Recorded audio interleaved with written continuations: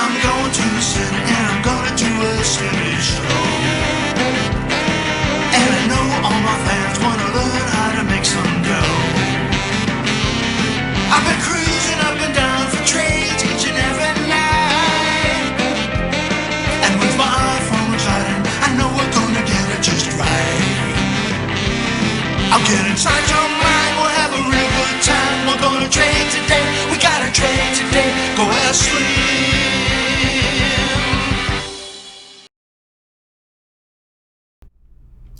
And this is the askSlim Market Week. It's a look back at what happened in the financial markets in the last week and a look forward at what might happen in the next week and some fun stuff in the middle. This week we're going to get revisited by Jack Gleason. He's going to talk about, well, a bold call that he made last time he was on the show, and I think it was worth bringing him back. And then we're going to bring also back a segment that I used to love called Trade It or Fade It later on in the show, and of course my short-term view of the coming week. So lots of stuff in this show, and I think you are going to enjoy it. Financial markets around the world, well, they have been under pressure. It's been a rout in commodities that has really been in the background. Resource stocks getting hit in a big way. Pressure on equities really worldwide, based on copper really getting hit very hard, and of course it's known as Dr. Copper, as it supposedly is anticipating strength or weakness in the economies of the world. Oil absolutely bludgeoned, down some 8% or more this week, and really affecting the whole energy sector, as it apparently we knew there was a glut in oil, but we seem to be swimming in oil. In fact, the ships out there in the ocean supposedly absolutely filled, and I don't know if they have any more ships out there to fill, so there is a lot of oil, and that is putting a ton of pressure on the equity markets, because of course when energies are weak, that is a big sector of the market affecting the material stocks also. U.S. stocks, well, they've been sliding most of the week, tried to get some upticks, couldn't really hold them. It's like somebody flipped a switch. We saw them going up in such an unbelievably strong way with this rally. 5 weeks, S&P's up some 238 points, but then this week, the Dow just the last couple days had fallen about 400 points. Now, as I'm recording this, it is getting a bit of a rebound, but it has been a weak week.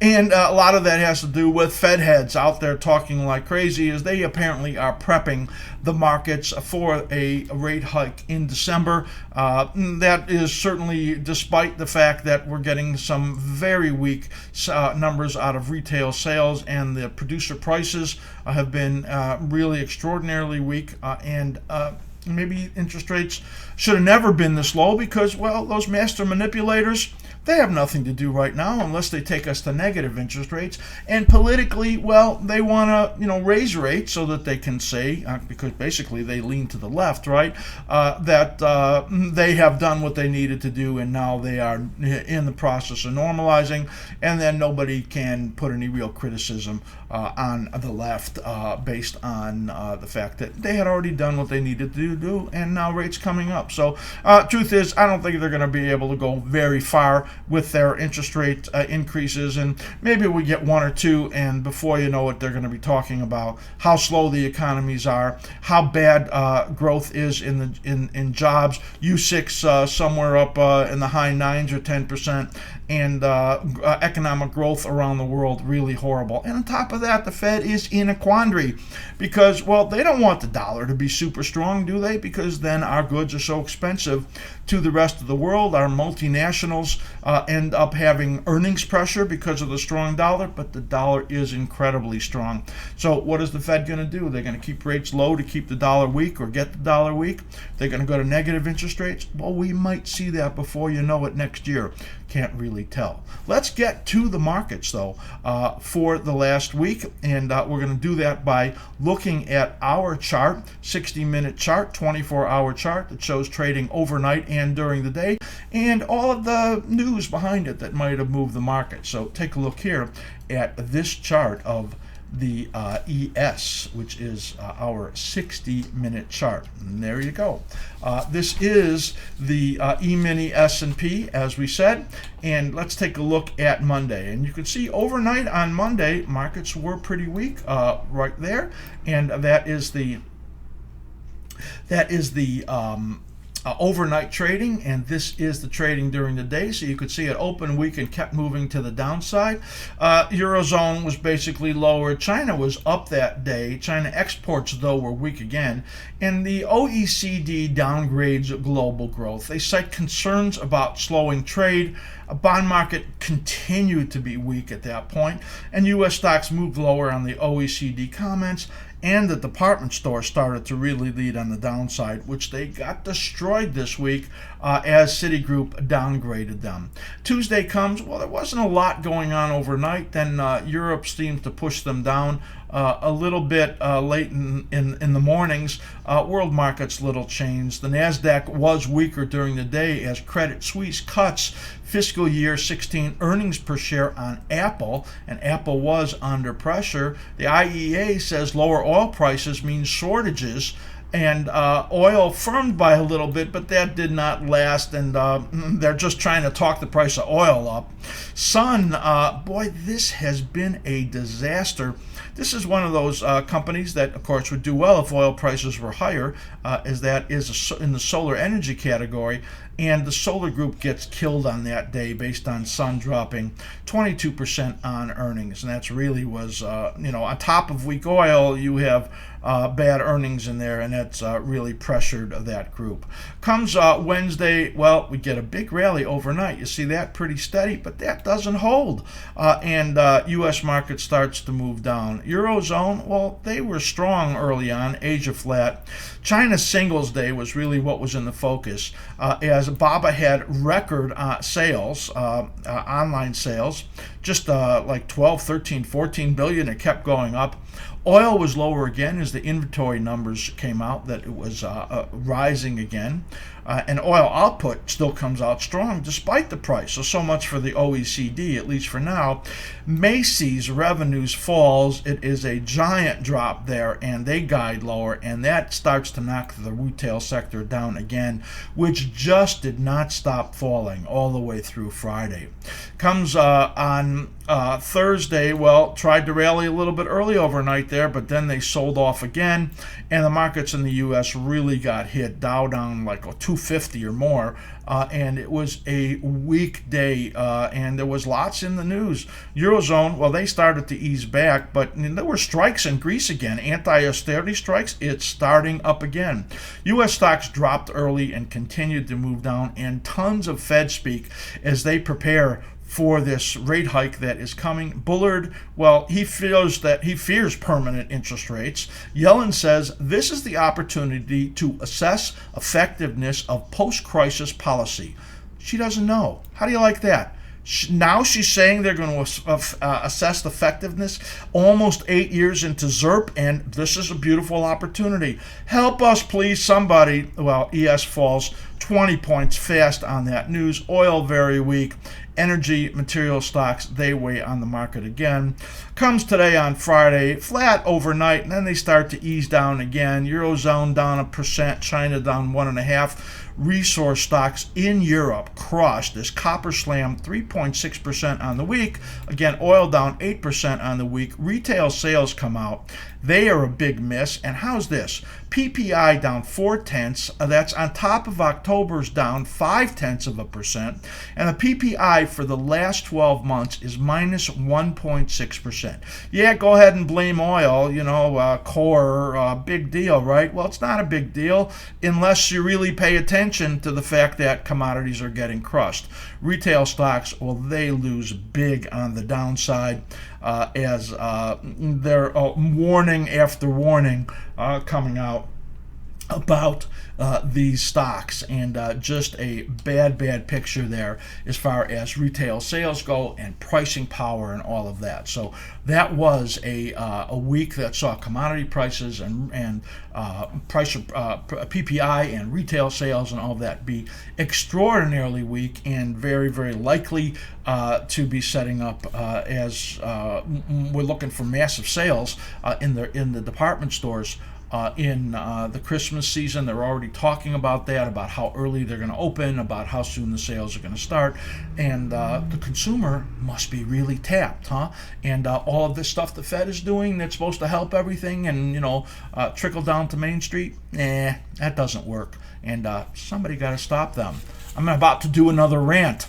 All right, so for the stocks that were the best of the week, I almost have nothing to talk about. There is really not much out there. I'll put up 3 stocks essentially in the best of the week. First one we're going to look at is NSC, Norfolk and Southern.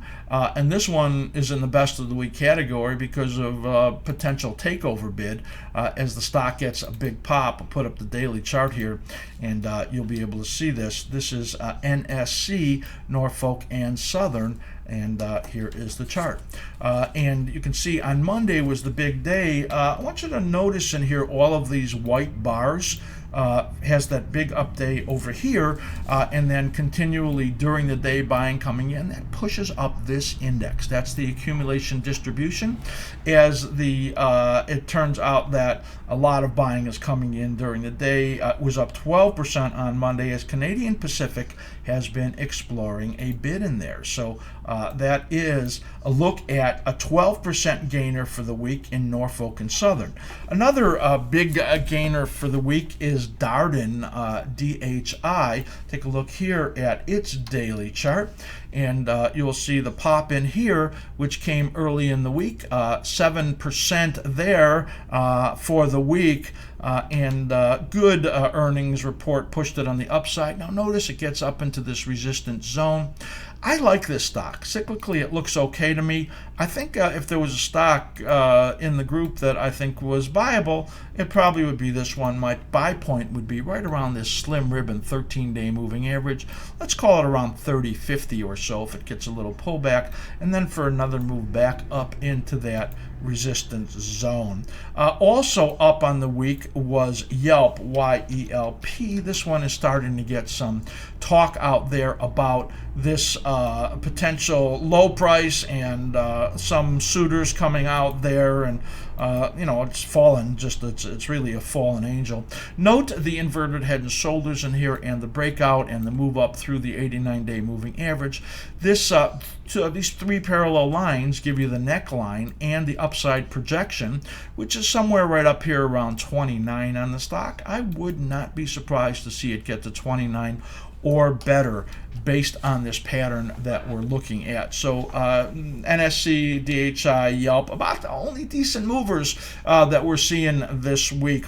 For next week, though, there's a few stocks that I'm looking for some pops on the upside. I bought Darden, D-R-I. I see Yum Brand starting to move up. It got down near a low period. So that one I'm looking for. Wynn Resort, W-Y-N-N, another fallen angel. LVS, Las Vegas Sands, had a good size move. Wynn kind of just consolidated. It's in a positive looking chart to me, and I think Wynn could get some upside. And in a horrible group, a stock that's come down to a buy area for me in the retail category is Dollar Tree. If there was one I would step up and buy now, it's DLTR. So those are kind of the best of the week. The worst of the week is kind of the worst of the week that I have shown you in quite a while. Would you believe, I have 330 stocks in my regular trading universe, and then I look at other things that people send me. Of my 330 stocks, over 30 of them had losses between 30-something% for the week and 10% for the week. So over 30 of them, like 9% of all the stocks I look at, were down over 10% for the week. That is phenomenal. And it shows you how much, underneath the surface of this market, it has turned extraordinarily weak. Now, I'll show you in my short-term view of the week, coming up towards the end of the show, how I had expected to see some decline, but this has done some damage in here, and you have to be concerned. about going forward. So we're going to take a look now at the worst of the week. One of the stocks that we brought as the worst of the week last week was Sun Edison. I mentioned that one really has encouraged this group to move to the downside in the solar stocks. It falls another 37% this week on top of what has been just an enormous crush on this stock. Stock falls from $33 all the way down to $4. Can you imagine that? Now, this is one of the stocks in the group that I didn't love. I do like First Solar because they really earned some money, and have liked CSIQ, Canadian Solar. But this one, you can see just losses out there and the losses mounting. Now, a low due in the next couple of weeks. You want to buy the stock at $4 and play it to $6? I got no problem with that in here. I would wait a little bit here before let it do a little bit of work. But this is just a horrible stock. How about Macy's? This is a stock that I loved some time back. It was last year and the year before. Beautiful patterns were setting up as it was stair-stepping its way up to $73. Now it gets absolutely crushed, down 21% on the week. Look at this bar here. Now you can see here on our analysis that we expected it to fall right down into the middle of November period, and that's essentially what it's doing. It's going to take a lot of work before this can recover. You know, see this minor resistance here about 43, 44. That would be a tremendous bounce, wouldn't it? That's about the best we see in there in Macy's, as this group has gotten absolutely hammered. Take a look at Nordstrom. Now, this was another one of my favorite stocks last year, really believing that Nordstrom Rack was its savior, and Nordstrom Rack actually doing really well. Problem is, and everything I read and heard today, is that it's cannibalizing the regular stores, people going to Nordstrom Rack rather than to Nordstrom's. Here's the pattern in here. We had these two nested cycles pushing down. That's the riskiest time in cycle analysis. You could see this looks a lot like the Macy's pattern. Due to bottom here, but then some crummy bounces probably, and more trouble out here into next year. So bad looking pattern there that we have in Nordstrom. We'll call it just horrible. Let's just stay in the retail because the retail is just so bad. And here you can see a major breakdown. Now, this is the kind of pattern that sets up, and we talked about Target last week in a similar pattern, where it moves up. Look at this, 61.8%. All of these touches in here, rolls over. Look at all the time to go. This takes you out till February before the low is due, and you have this major breakdown in here. This is a horrible pattern, and we're looking for much lower prices. Look at this bar here as the stock falls 14% on the day on Friday. It was no secret. It got up to those resistance areas. Look at this big pattern right here. That's a bearish engulfing. It does this long bear flag right there and then breaks down again, gives you that evening star, and continues on the downside. 2 days before this big break, the momentum turned neutral from bullish. That was that little arrow right there. And then you get this enormous break on the downside. This is a throwaway day. It probably will stabilize for a while. But then after that, there is just a ton of risk there in GameStop. Let's take a look at one more retailer while we're at it, and that is Deckers, D-E-C-K. And we'll take a look here. This stock looks extraordinarily bad. Also, this pattern continues to point to the downside. It looks like January before this low is in place, and another just horrible stock there in the retail category. In the retail and apparel group, holy cow, take a look at Skechers, Lulu, Dillard's, Sears, Best Buy, Kors, JCPenney, the Dollar Trees, and they have gotten just absolutely killed. And the one that really got hammered this week also, without any real news, is Target. We mentioned Target last week, said that was the one we were pointing at for the short of the week, and I got to put up that chart just because it was so perfect. as we look at Target here and had this really perfect setup. Here is the weekly chart in Target as the cycle patterns and our projections pointed to the downside. You can see that in here. This points all the way into late January or February, this decline that it is in. And we talked about how much danger it was in. Take a look here at this daily chart. Here's what we saw as it got up and failed and gave the dark cloud cover at the 89-day moving average, rolls over and gets absolutely hammered again. So Target was another one that had a lot of problems. GMCR, well, down another 15% on the week. No news. It was just like crumbling in there. Green Mountain Coffee Roaster. That one, still just a little time looking on the patterns to fall. Other stocks, I mean, I could just name them. The 3D printers, Stratasys, Triple D, on top of all of the losses, down 16% each on the week, and they don't look like they're done yet either. And the one stock that I'm really going to point out, because so many things got hurt this week that I think is a good sale. Well, I might talk about some more of those later on in Traded or Faded. But right now I want to mention Nike. That finally rolled over. This apparel group is getting hammered. I think if Nike gets a bounce this week, I'm hoping it does, I think it's set up for a good size sale. So that is the worst of the week. Let's take a look at the economic calendar for the coming week, and you will be able to see the important earnings reports and events coming out. Economic news. This is another week of earnings as we trail off towards the end of it, but we're now looking at the retail earnings coming out. All of these downgrades, massive downgrades coming in this group, and now they're going to report, a lot of them are going to report earnings. After the close on Monday, we get Urban right there, you can see. Tuesday morning, you get Dick's and Home Depot and Walmart. Wednesday morning, you get Lowe's and Staples and Target. And Best Buy on Thursday morning, A&F on Friday morning, and Gap stores there on Thursday afternoon. So just a lot of retail earnings coming out. And also take note that of the economic events coming out, you know, I don't normally point to the consumer price index as all that important, but with the PPI getting crushed, I think they may be keeping their eye on that. And then the big one on Wednesday is the FOMC minutes, which is also always a market mover. So that one is also important. Philadelphia Fed could, of course, move the bond market. So that is the earnings and economic calendar for the coming week. Got some great stuff coming up. That's the end of the first segment, and I'll see you in a couple minutes.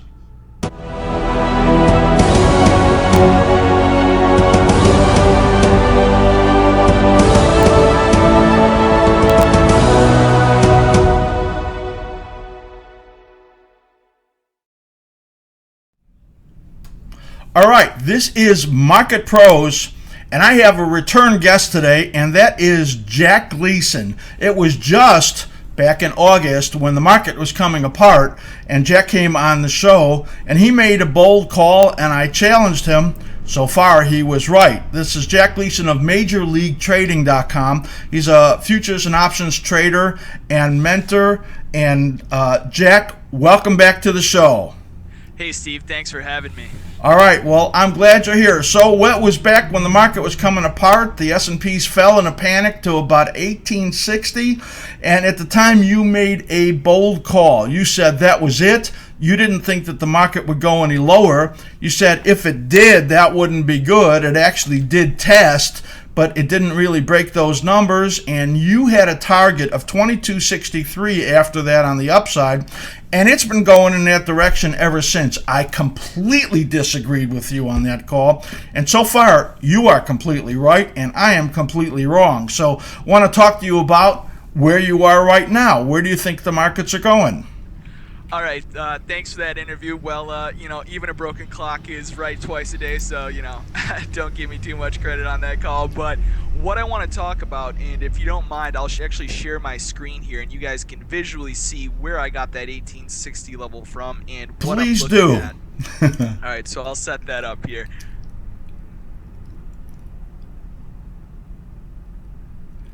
So you're sharing your charts, which are the ones you look at all the time. Yep. So this is my main grid that I look at. Obviously, it's just an ES chart right here, and I'll look at the ticks as well on the left-hand side of my screen. But what you're looking at in the S&P 500 and where that 1860 level came from is actually the highs of 2007 drawn to the highs of 2015, 50% retracement.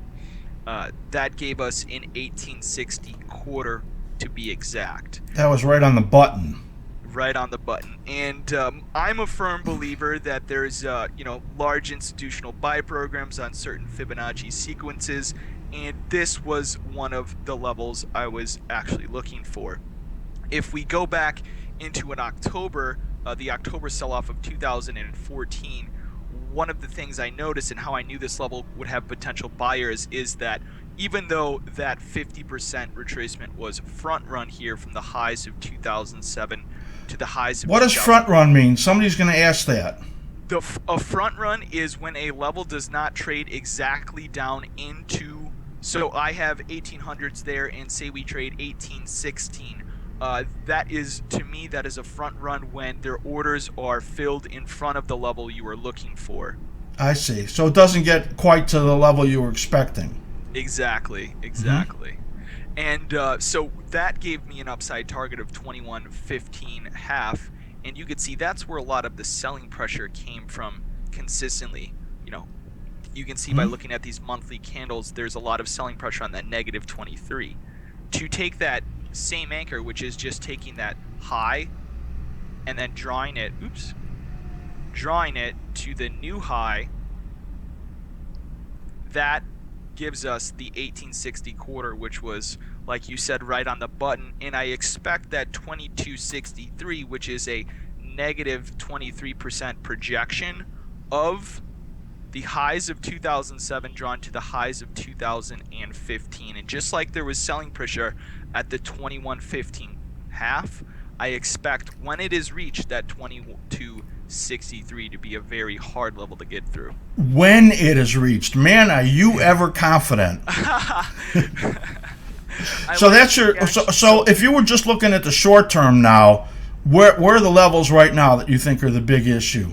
Okay. Or your targets? Let's go to a 90-day hour chart, and for those of you who have Thinkorswim, you'll be able to view this. On the shorter time frame, there's always a fib sequence that exists. Coming out of that touch, you could see it was an 1861 low on September 29th, I believe, in the after hours. We had begun the rally we're currently in, and so actually, let me go to a 4-hour chart because it'll be a little bit clearer. So I'm gonna go a 90-day 4-hour. Coming out of that level, and I'm actually going to get rid of these volume bars because that'll make it a little clearer as well. Coming out of that low at 1861, there was your first pullback here in the 50 to 61.8% range, and you can see the candle opens and closes on the 4-hour chart. And you can see the inverted head and shoulders there. Exactly. So you got a head, shoulder, neckline break. So there's a confluence of patterns. That blew out. I call this a blowout of a target when it goes past the negative 23 and the negative 61.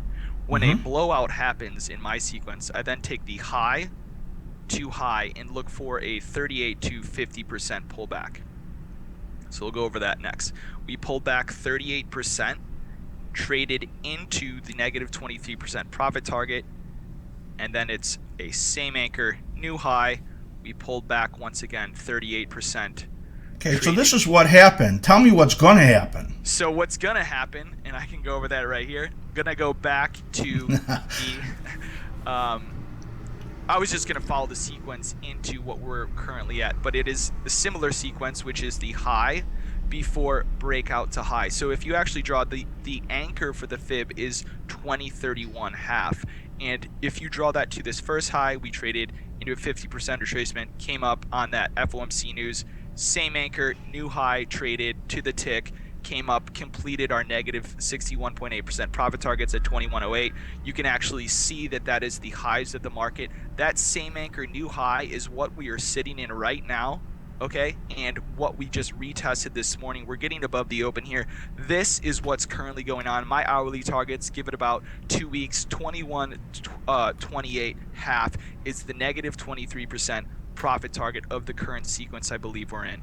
All right, that's cool. My upside target, by the way, is around 2109 to 2129. So that's what we're looking at now for the short term for me, but I think it's going to fail from there. Very well could. Yep. There's a lot of resistance up at those levels, so in order to hit my 400-point target somewhere next year, we do need to get through that. So, all right, that's great. Thanks for showing that. I'm sure that everybody's going to have a lot of questions about it. Of course, you're the Fibonacci expert, along with Carolyn Borden, who's been on this show. So you come on back here, Jack. All right, there you are. Okay. So we have all of the stuff that you just shared, and it looks to me like there is likely to be a test of those highs. That's exactly what you're looking for and for what I'm looking for. So at that point, I would say that there's a good chance that the market might fail there. What will let you know that the market failed? So in order for me to determine a daily failure at this point in time, I would need to see if we got a close below, just based on the current price action we have, a daily close below 2070. If we were to just close our eyes and say right now that's what will happen, I would then anticipate a full move back down into the previous highs we broke out of near 1980. And at that point in time, I think the market would, then begin another large level of consolidation and decide which way it's going to break. By the way, you might notice behind me it says Market Pros. It used to say last time you were here, Emerging Market Pros, but that call was so good I upgraded you. That's hilarious. I did not notice that, but thank you for pointing that out, and I feel honored. Yeah. All right. That's great. So right now, my target is actually a lot different than yours. I'm still looking for a market failure. You're looking for the market to have resistance up at that 2129 area, maybe pull back and go through, correct? Yes, that's correct. Okay, great. So you have a trading challenge going on now in your trading room. Is that right? That's right. I have created a challenge. I wanted to start off with a small amount of capital, roughly $3,000, well, exactly $3,000, and see if I can turn it into $10,000 in a period of 2 months. Just started this challenge 2 weeks ago, and I've been trading live in front of my room, so I show the order execution. I like to kind of educate people on the intraday trading. It's very small time frame trading style. I take 4 to 8 trades a day. And my goal is to kind of show you how I think as a trader, what I'm looking at, and really just provide as much transparency while I educate, and at the same time, hopefully hit that goal. We'll see if we can make it happen. Right now, I'm up roughly $400 2 weeks in, and I've had some swings both ways, but looking forward to continuing it. That is a pretty tough challenge that you asked yourself to get all of those gains in a short period of time. Yes, it is. Very aggressive. All right. Well, thanks for coming on, Jack, and we'll have you on again, and we'll see how this market acts as it gets this rally going a little further, and we will then check in again in a few months. Thanks for having me, Slim. All right. Take care, Jack. Later. All right, that was Jack Gleason, and we will have him again sometime in the future, and we'll test out how good his Fibonacci retracements and Fibonacci projections are. That is it for our Market Pros, and we'll be back shortly. Hi, I'm Epiphany, the askSlim spokesperson. Thanks for watching our weekly show, the askSlim Market Week. Grow your analytical skills, strategies, and confidence when you watch videos from these 6 categories in our member area. Futures Speak, in-depth analysis of 24 commodities and index features. Tools for Techs, featuring how-tos on many charting tools, often highlighting current trading and investment opportunities. Trader Psychology, in which Slim brings a holistic approach to trading, looking at many personal issues that can be obstacles to success. Stock Sectors, a look at stock groups and ETFs that may offer present opportunities. IRA MO, with ideas for longer-term approaches to your self-directed retirement accounts. Big picture analysis, a broader view of the major markets with perspectives on important tops or bottoms or ongoing longer-term momentum. So don't miss these great videos. Raise your probability of success by becoming a Level 2 member at www.askSlim.com/membership. And this is Traded or Faded.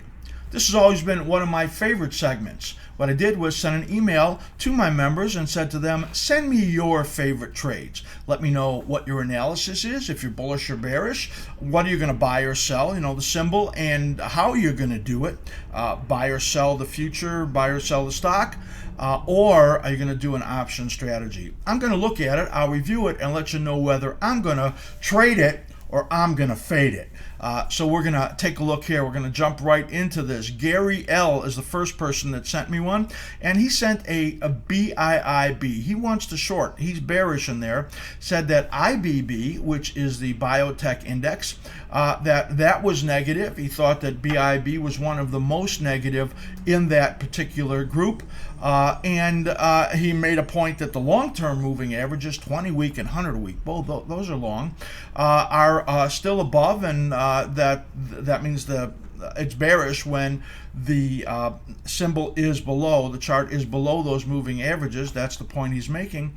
Also has kind of a fundamental view in there. He says that the White House has simply said that, well, FDA should limit reimbursements, and we know that there's a lot of political talk about the cost of pharmaceuticals, so he makes that point also.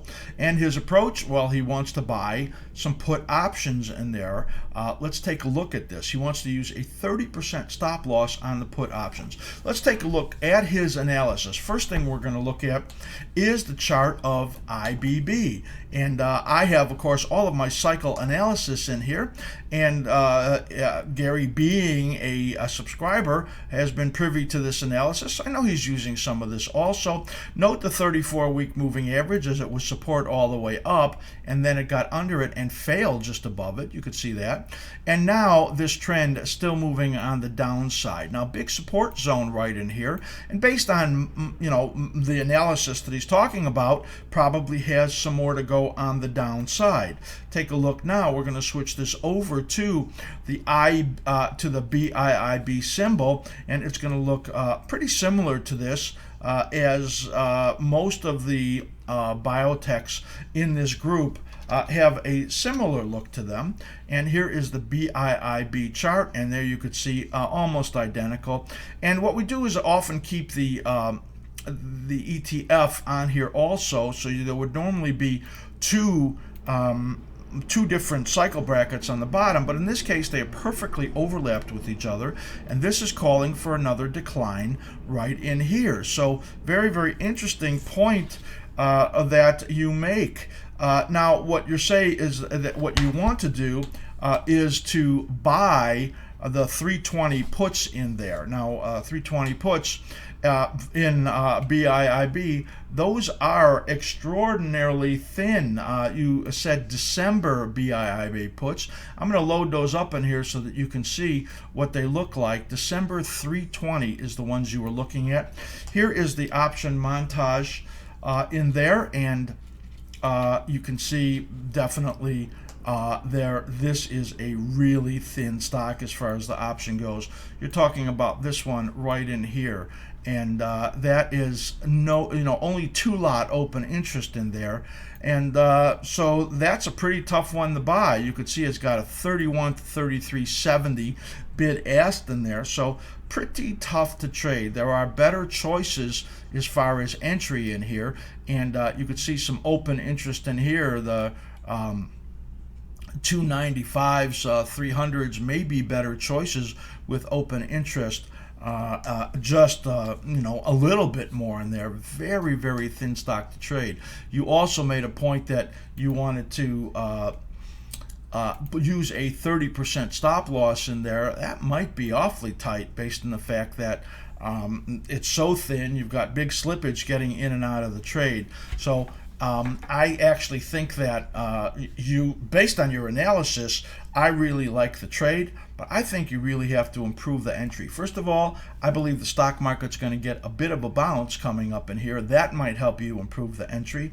You made a point that your holding period in there was going to be quite short, like 5 days, so you could avoid a lot of option decay. I don't think that's enough time, and I think you've got more time based on the option decay accelerating on you. So for me, I'd use a 50% stop loss. And I would improve the entry in there in BIIB, waiting for a bounce. Let's take a look at this chart again, and this is still the weekly chart. And you could see still believing it's going to be pointing down. Let's take a look at the daily chart in here. And I actually think that taking a look at this, you can see, well, there's upward momentum in there. I'm looking at the stock market down, and this not really going down on Friday, and slim ribbon positive in here. I like your trade. I think that it's going to get a bounce up into this 300 to 305 area, and that it will then give you a better entry, and I would do something like the 300 puts, not the 320 puts. So basically, I'm going to say with patience, allowing for a bounce, a better entry, I would trade that because I think the stock is going to go down, but it is a thin stock, and I would do it really small in there. So that is a look at the BIIB trade from Gary, and we're going to say trade it, but we're going to want to improve on it. All right, so the next one is from Michael B. He's talking about BOX, B-O-X, and he's bullish in there.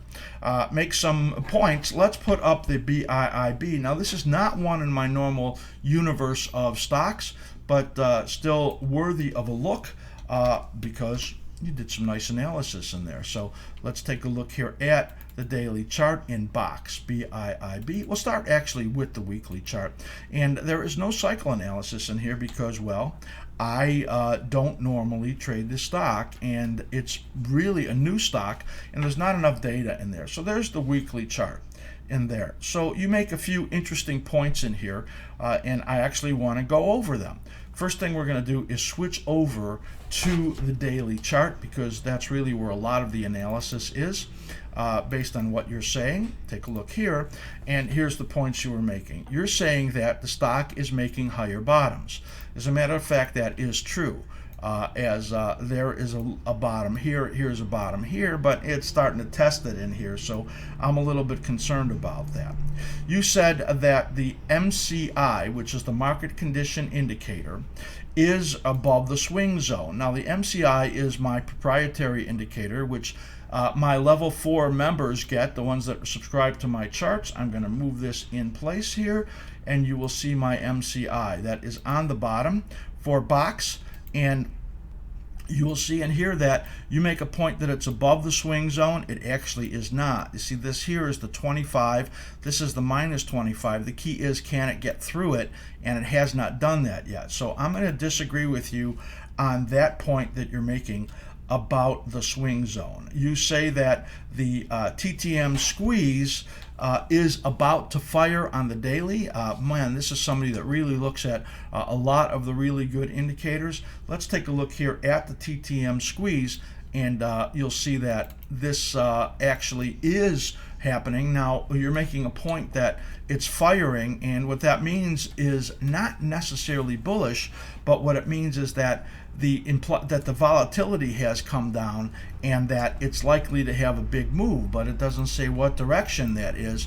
And here's the TTM squeeze, and those red dots in there actually do say it's firing and warning of a big move, but you really learn what's the big move when you start to see after these red dots which way these lines go, and right now you're getting a down move in here, so that isn't really holding up as far as your analysis either. So the MCI isn't really breaking out, the market condition indicator, and the TTM is not really firing, so I would say that there's some question about that also. Other points that you make is that IBM is in partnership with them, and that's positive, and that there is a high short interest in there, which is also positive. So I got to tell you, looking at this trade, I don't necessarily agree with your analysis on a lot of this stuff, But your approach I agree with really a lot, because what you want to do is a covered call. So when you look here at this pattern, I actually think it is a bottoming pattern. It's got this inverted head and shoulders that's trying to form in here, and you want to do a covered call. Now the IV rank is at 62%. That says that, well, implied volatilities are pretty high, and actually implied volatility in here is about 52% right now. So one is a historical and one is the actual implied volatility, and that is not bad. So with this inverted head and shoulders forming and the support here around 12, you know, the numbers are all adding up for me. So I'm going to say trade it. And the reason I'm going to say I like it really is because of your approach. Nice conservative approach. Buy the stock, sell the call, and you're looking at the 15 strike, and I think that can work. So overall, I love the analysis you put into it. Great. And I think that the approach is really good. I think that some of the indicators you're looking at are not giving you the signals that you're saying yet, but it's not giving me a bearish read either, so I like your approach, and basically I say trade it. All right, next one is from Kyle C. He's talking about Kors, K-O-R-S, and he is bullish in there. He says that the daily's got positive momentum. He says it's holding the 13-day moving average, and his target on the upside is a weekly moving average, the 34-week at 48.37, and he wants to buy calls as a substitution for buying the stock. So let's take a look at this one. We're going to put in Kors, K-O-R-S. Is the stock symbol. Of course, this is in the group of retailers which has been getting absolutely hammered. And as a matter of fact, Kors is down today about 5% as I do this. So you're talking about a flag in there, a bull flag, and we'll take a look at that in a second. You're also talking about the target in there. So here is the daily chart, because we want to look at the bull flag you're looking at. And there you go. We'll just zoom in a little bit on this to get a closer look.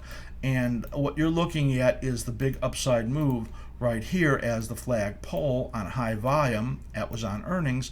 And then this being the bull flag in here. And now it's getting pretty steep on the downside, and it's given up like 3/4 of that move already. So I got to challenge that, whether or not it's really a bull flag.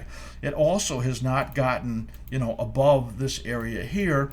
And you made a point about the 89-day moving average, which it got above by a little bit and then failed and pulled below. So I don't really see that as being all that positive. Now, you make a point based on the pattern in here that you think it's going to bounce up to the 34-week moving average, and it's right now 48.30 approximately as your upside target. This here, this pattern, you see this cycle right in here and the rally, that's all in the context of this big pattern right in here, which to me is not pushing on the upside. I think that if anything, this stock has got downside risk. You want to buy the in the money calls as a substitution, and then you even say as it gets above the 89-day moving average, you want to add to the position.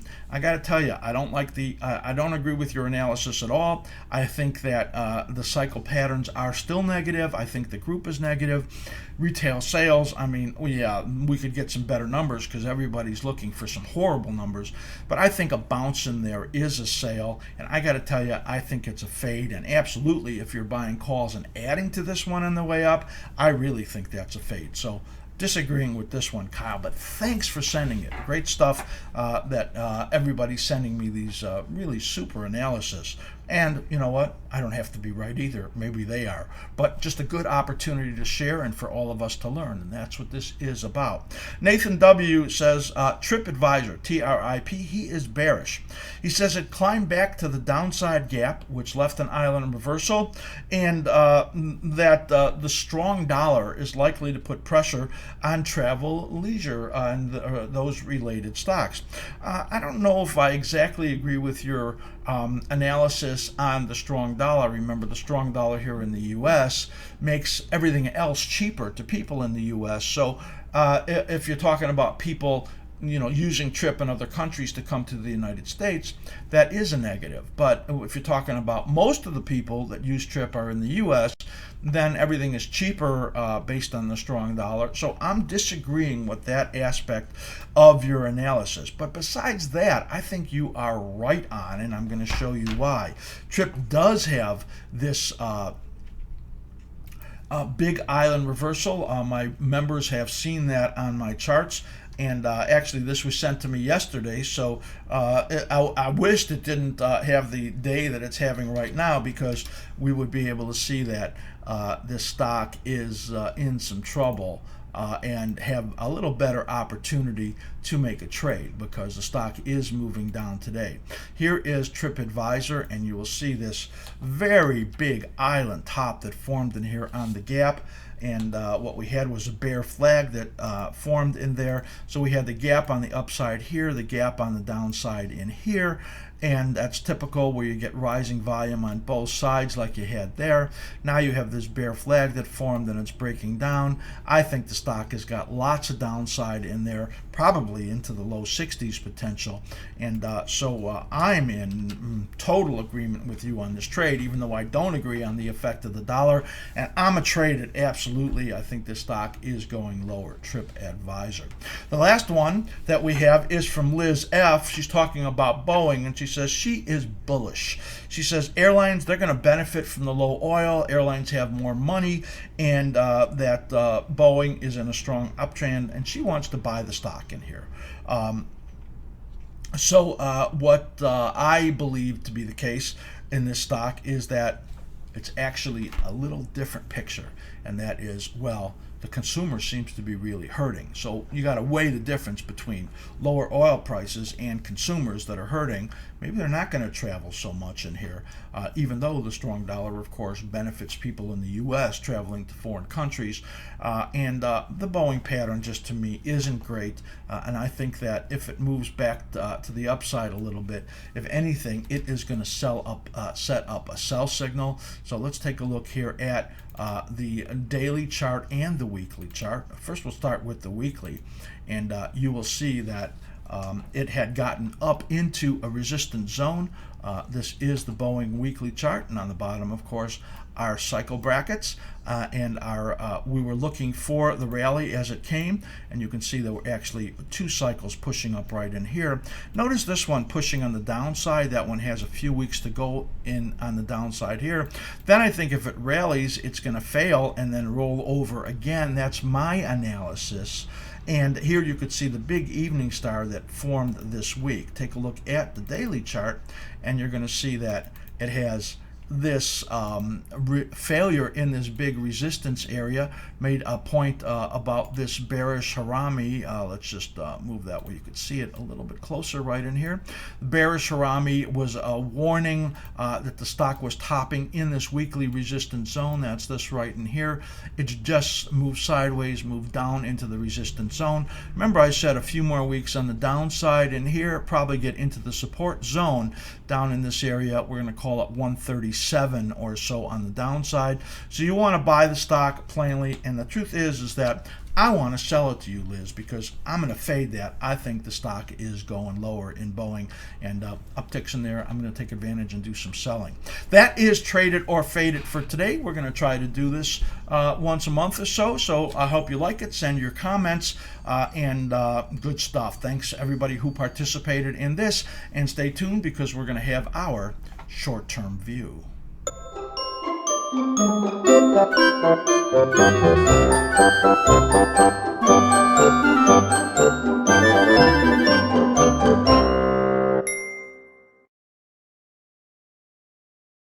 All right, this is the short-term view. Going to look at 5 different markets as we do every single week, looking at the daily charts in this case. Last week, well, everything that we expected to be weak was weak, and even weaker than we expected.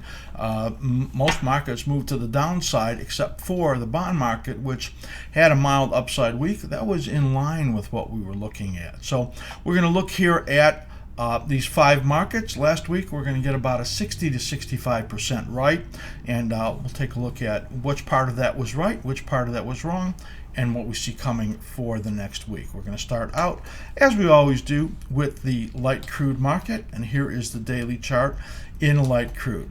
So this one, we're going to give us no credit for this.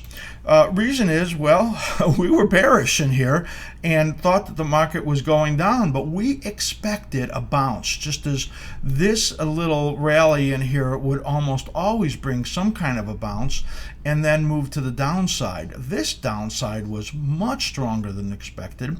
You could see in here this minor cycle doubled up. There's no sign of a visible rally in there, which is about as extreme as it ever gets. Let's get a closer look in here right now. And you can see that little target that we had in there. That was for the previous week, and that really was a surprise that it got way lower than that in what is a capitulation apparently in here in the bottom of this cycle period.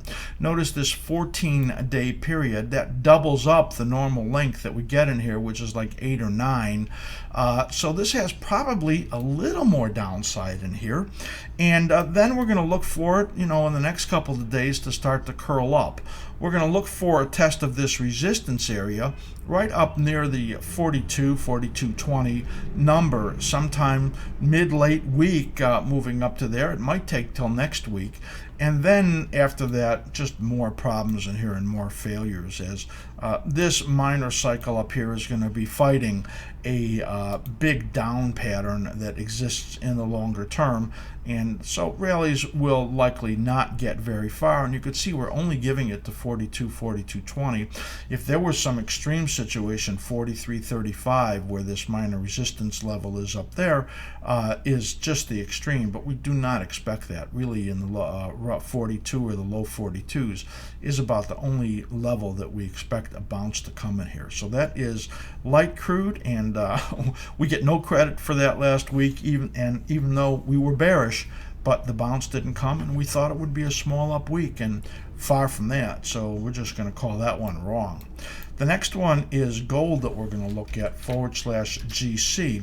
Last week we expected it to just have a choppy week, maybe turn up by the end of the week, but still a downward bias, and we still got the downward bias, as you can see in here, as it ended up, just not being able to make much ground in here at all, slightly down on the week. Here's what we expect in the next week. We expect to get, similar to what we see in light crude, a move to the upside. So we think there's going to be a commodity bounce in the next week, but not all that much. The resistance here, we'll call it 1100, 1102 on gold. That's about the best that we expect to see gold do in the short term, and then start to move down again. There is trouble here in late November and in December in this market. This is a very weak period here based on these patterns. So we think that this rally, if we get it, is just a dead cat bounce, and then get it to, if we get some nice short side trades off of there, I think it would be moving much to the downside. So we're going to call it a test, chop its way up to the near that 1100 mark at some point. Small up week potentially for the week, but then moving down again. Just a counter trend bouncing here of not anything significant. So we got this one right last week, and we'll see if we can stay on good course on the gold market. And we've been pretty right on as far as the longer term patterns in there also. Let's take a look at the euro currency, /6E. So what we thought we would get in there was a bounce and then fail. That's really what we expected, and you can see almost perfectly got the bounce and then failed. This, we thought that the risk still was for a couple more weeks at least to the downside, and that's this period right in here that you can see. So what we're looking for right now, you see we're in a little bounce in here right now.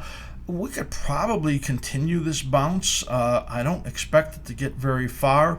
Right over here is the 108.40 number, and you can see it stalled there. I think at between 108.40 and 108.90, 95 is the area that it will stall in, and then it's got more risk again right in this area right here. That's right in this decline is where we think a dollar peak is coming, but that's still 2-3 weeks out there. So this is still risky. We're going to call this week a small up week in the euro currency, a minor bounce up into that resistance zone, and then move to the downside. So this one, we got that bounce and turned down, so we'll say we got this one correct. We thought it would be a small up week in there, and it's about an unchanged week. Right now, it was up up most of the time this last couple days, but now it's about unchanged on the week. Now we're going to look at the bond market /ZN. And we'll see here on the bond market, what we were expecting was a narrow week, and that would come down and test support at 125.26 and come up and test resistance at 126.21. It got down 3 ticks lower than we expected it there. We thought it would get up to 126.21, the resistance right here, and it almost got up there within a couple ticks. So this was a perfect call. We thought it would be a narrow week and perfectly test the support and resistances. Now, for the next coming week, we think this is going to roll over. The stock market is due for a bounce, and we think it's going to try the bounce, and I'll show you that in a moment.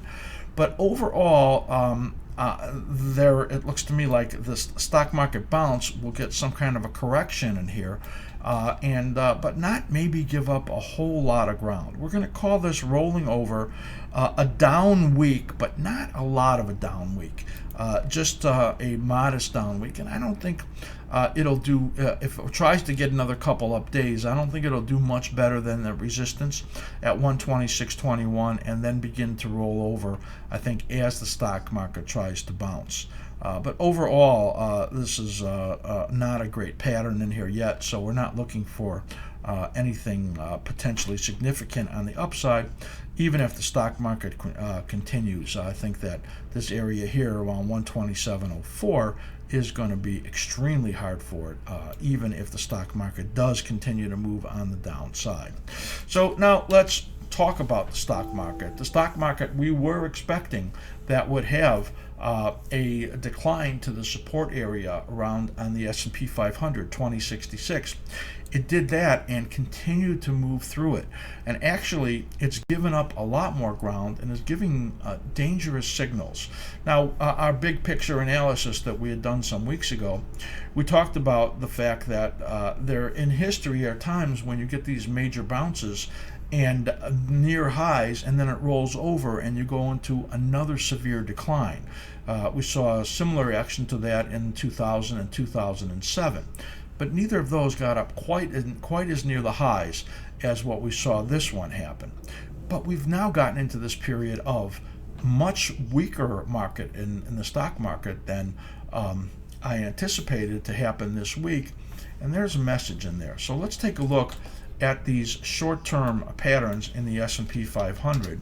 And you'll get a sense for what my projection is based on the fact that it's gotten a lot weaker. So let's look here at SPX. Now I've got this blown out pretty far.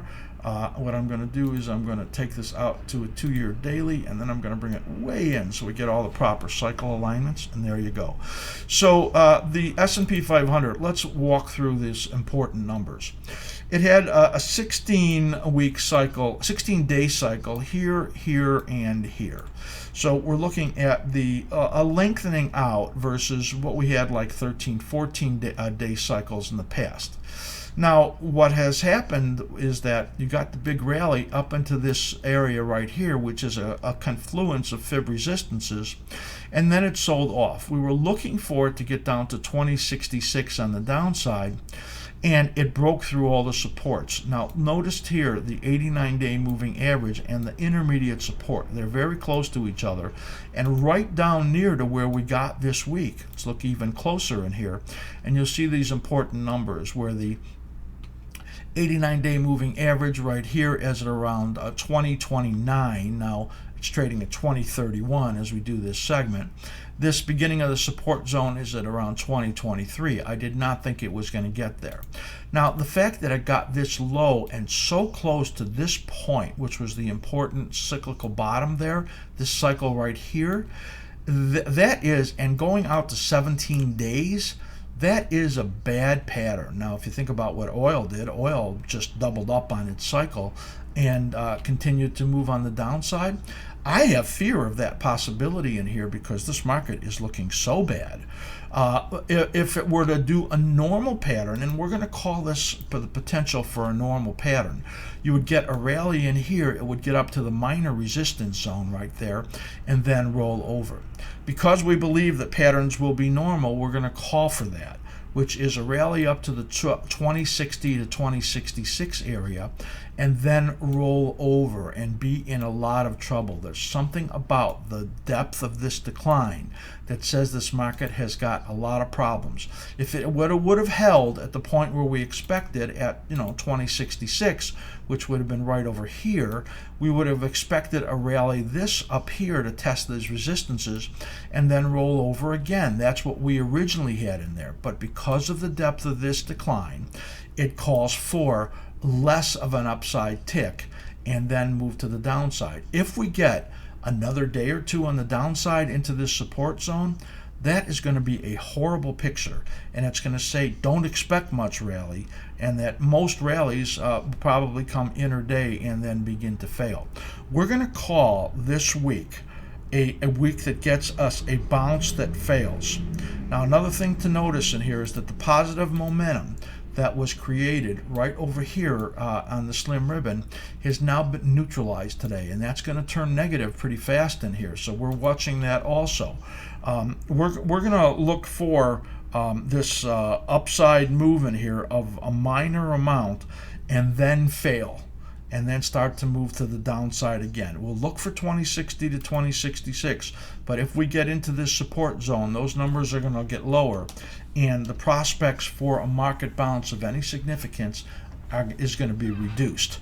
So a pattern in there that is very, very concerning, and we expected the bear market to resume, and now the weakness that we're seeing in here is enough to tell us that you've got to be very cautious in here, that rallies won't be able to work. Let's take a look at the VIX, also VIX.